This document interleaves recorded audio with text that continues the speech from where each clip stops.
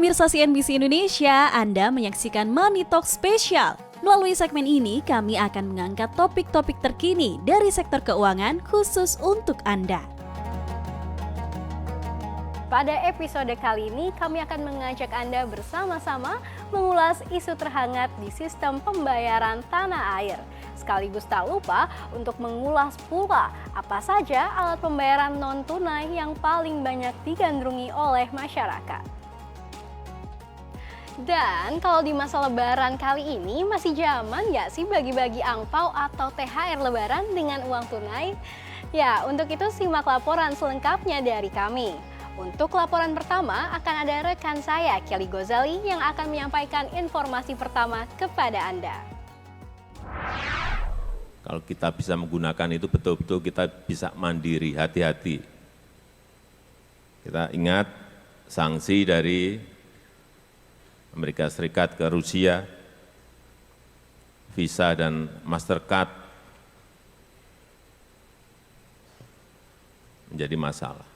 Sehingga kalau kita bisa memakai platform kita sendiri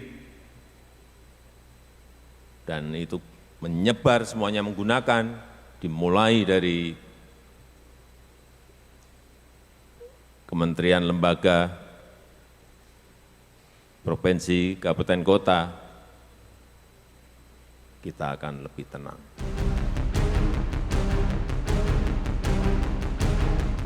Ya pemirsa, baru-baru ini saja Presiden Jokowi dengan tegasnya mengatakan bahwa kita harus berhenti bergantung kepada Visa, Mastercard, dan lainnya untuk urusan kartu kredit. Tapi sebenarnya apakah kita sudah siap belum sih? Dan kalau kita nggak mengandalkan Visa dan Mastercard, lalu kita pakai apa dong pemirsa? Mau tahu jawabannya? Simak informasi berikut ini.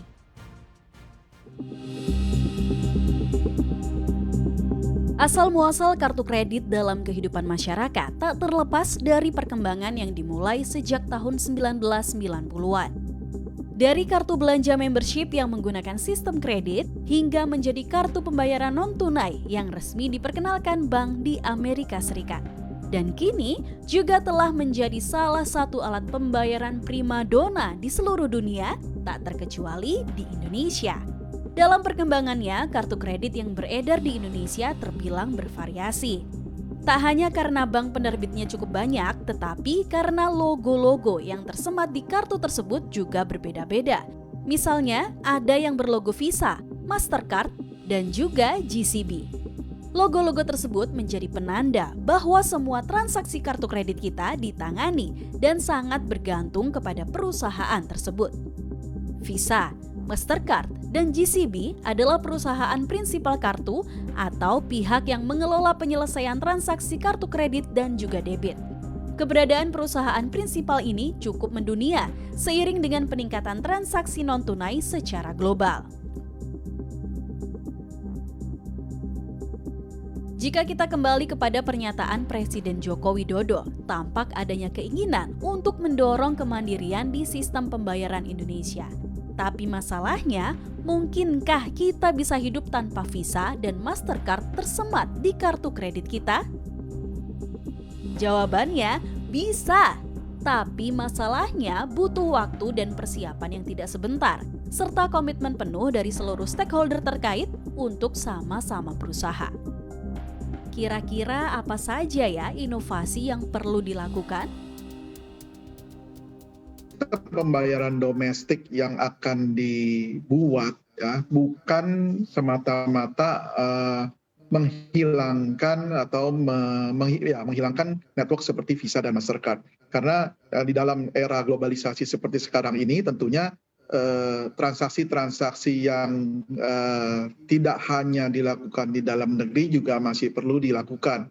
Jadi artinya negara-negara seperti Malaysia, Singapura, dan mungkin seperti Thailand yang terakhir ya, mereka memiliki sistem pembayaran di dalam negeri sendiri, tetapi juga untuk transaksi-transaksi internasional mereka masih menggunakan network-network internasional. Nah, tantangan yang akan nantinya yang perlu kita lakukan atau perlu kita selesaikan adalah bagaimana domestik ataupun sistem pembayaran domestik ini bisa bersaing ataupun bisa menyamai fasilitas-fasilitas ataupun cara-cara yang sudah diberikan oleh Visa dan Mastercard kepada masyarakat kita. Nah, tentunya ini sangat penting karena apapun nantinya apabila kebutuhan masyarakat tidak bisa dipenuhi oleh jaringan domestik ini, tentunya nanti masyarakat takutnya akan kembali lagi menggunakan Visa dan Mastercard. Mengacu pernyataan Direktur Eksekutif Asosiasi Kartu Kredit Indonesia atau AKI, akan lebih ideal jika rencana untuk memusatkan penyelesaian transaksi kartu kredit di dalam negeri bisa bertahap dan rencananya disusun dengan matang. Sesungguhnya ada plus dan minus dari rencana Presiden Jokowi ini. Misalnya nih, untuk faktor yang menjadi tantangan, jangan lupa kalau pengguna kartu kredit di wilayah Indonesia bukan hanya warga negara Indonesia, tetapi juga ada warga negara asing, di mana kita tentu tidak bisa memaksakan turis asing untuk mengganti kartu kreditnya yang berlogo seperti Visa dan Mastercard untuk menggunakan kartu kredit dengan prinsipal asal Indonesia. Kedua, apakah infrastruktur sistem pembayaran kita sudah siap untuk migrasi? Jangan sampai salah-salah malah transaksi masyarakat jadi terhambat atau keamanan data malah tidak terjaga. Kalau sudah begini, bakal runyam yang ada. Nah, itu dari aspek minusnya. Lalu apa sih aspek positifnya? Jawabannya adalah Indonesia bisa memperkuat proteksi data sistem pembayaran di dalam negeri. Tidak usah repot-repot lagi lah ya transaksi di dalam negeri, tapi informasi pembayarannya harus bergantung kepada sistem Visa, Mastercard, ataupun GCB yang kantor pusatnya di luar negeri. Lalu hal penting lainnya adalah kemandirian sistem pembayaran membuat negara kita bisa lebih kuat dan tak mudah goyah dari serangan negara lainnya atau rentan permasalahan geopolitik. Mengapa demikian? Yuk kita berkaca kepada dampak situasi perang Rusia dan Ukraina, di mana imbas invasi yang dilakukan banyak negara memberikan sanksi kepada Rusia. Salah satu sanksi tersebut memicu Visa dan Mastercard menangguhkan layanan jaringan di Rusia. Sehingga sulit untuk masyarakat Rusia menggunakan kartu kreditnya yang berlogo prinsipal tersebut. Nah, bayangkan jika kita terlalu mengandalkan asing, selain data sistem pembayaran kita tak lagi menjadi rahasia satu negara, kita juga sulit berbuat apa-apa jika layanan jaringan kita ditangguhkan. Ini bukan berarti Indonesia siap-siap mau perang ya, tapi kembali lagi, kata Presiden Jokowi, kita harus mandiri. Terus, seberapa besar peluang Indonesia mengurus penyelesaian transaksi kartu kreditnya di dalam negeri? Jawabannya ada pada kesuksesan Indonesia untuk melahirkan Gerbang Pembayaran Indonesia atau GPN yang mengatur penyelesaian transaksi kartu debit.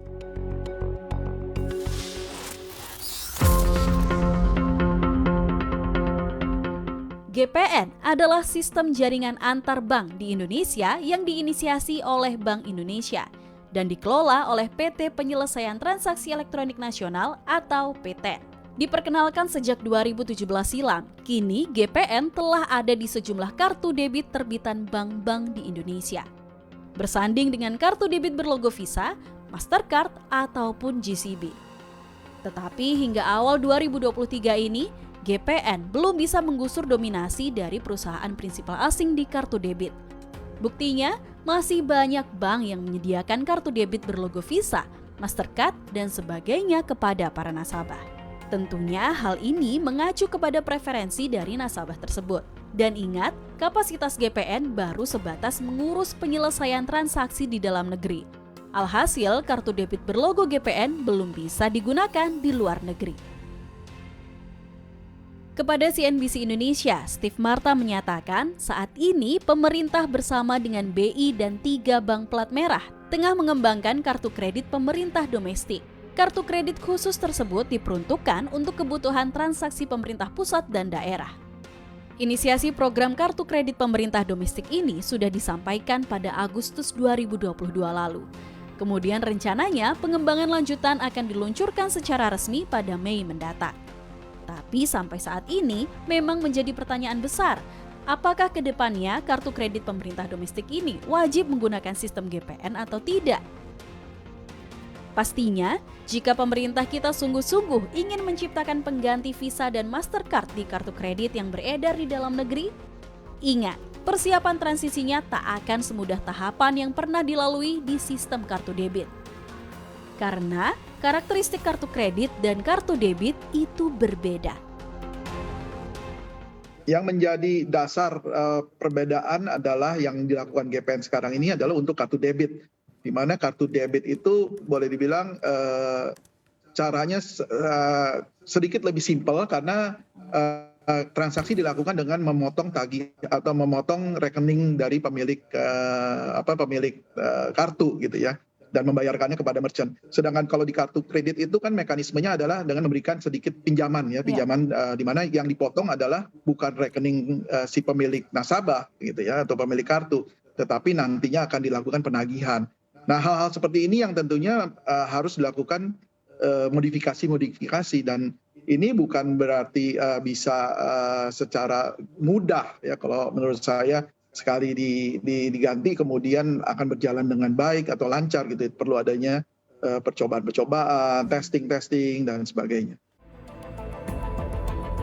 Nah, tentunya banyak pertanyaan ya terkait bagaimana strategi kita untuk bisa mengurangi atau bahkan menggulingkan dominasi Visa dan Mastercard di alat pembayaran kartu kredit terbitan Bank Nasional. Tapi sebetulnya ada bocoran loh dari Bank Indonesia. Belum lama ini, Bank Indonesia mengakui pelaku di industri sudah diajak bersama-sama untuk membicarakan rencana mendorong kemandirian sistem pembayaran kita. Untuk prinsipal substitusi Visa dan Mastercard, Bank Indonesia tidak menepis potensinya menggunakan GPN atau hal yang menarik bisa menggunakan BI Fast. BI Fast adalah infrastruktur sistem pembayaran retail nasional yang dapat memfasilitasi pembayaran retail secara real-time, aman, efisien, dan tersedia setiap saat atau 24 jam. Demikian Money Talk spesial yang membedah rencana besar Presiden Joko Widodo untuk menghentikan ketergantungan Indonesia terhadap Visa dan Mastercard. Tapi jangan kemana-mana, kami masih akan kembali dengan ulasan menarik lainnya terkait perkembangan transaksi pembayaran di Indonesia. Jadi, jangan lewatkan Money Talk spesial CNBC Indonesia.